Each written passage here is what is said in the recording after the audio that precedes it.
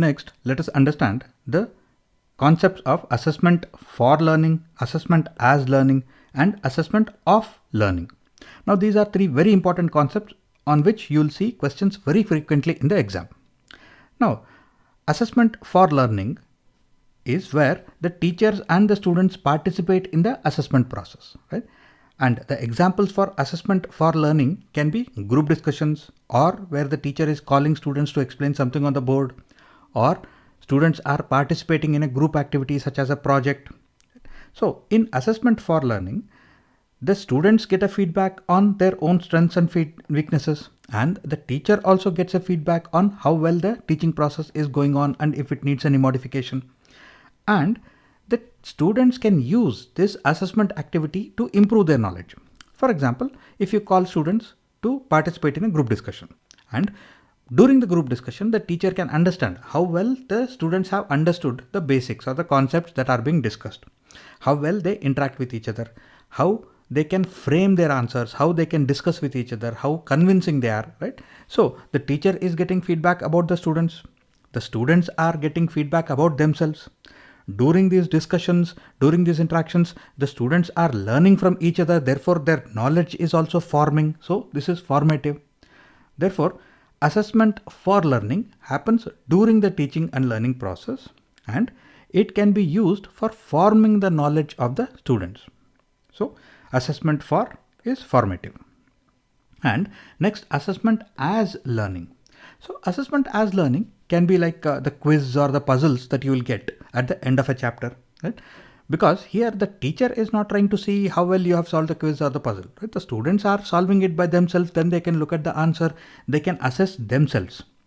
And through this, students get to know how well they have understood the particular concept, and it reinforces their understanding. And assessment as learning can also be peer assessment.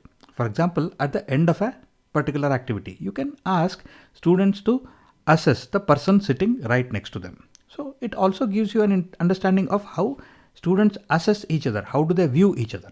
Therefore, assessment as learning is also part of the teaching learning process, but here the students assess themselves. Whereas in assessment for learning, the teachers and students both participate in the process, and the teacher is assessing the students first, and the students can also assess themselves on the basis of the performance in their activities, right? And next comes assessment of learning.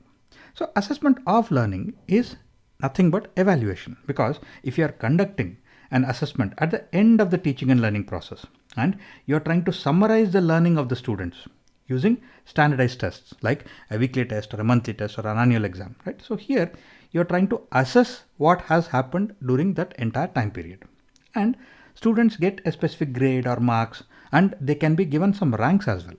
And summative assessment can be shared with a wider community. For example, students get a particular percentage or a particular mark that can be used for admissions and for various purposes. Therefore, assessment of learning happens at the end of the teaching learning process, and it is for summarizing the learning of the students. Now, let me just repeat what I have explained so far.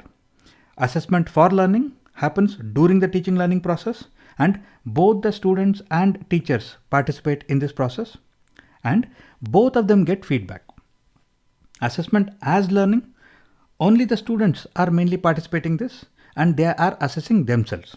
Or assessment as learning can also happen through peer assessment, right? So here the teacher is not assessing, it's the students themselves or their peers who are assessing them. And assessment of learning uses standardized tests, and this happens at the end of the teaching learning process. So this is to summarize the learning that has happened during that entire period, and these are usually the exams that happen after a particular period.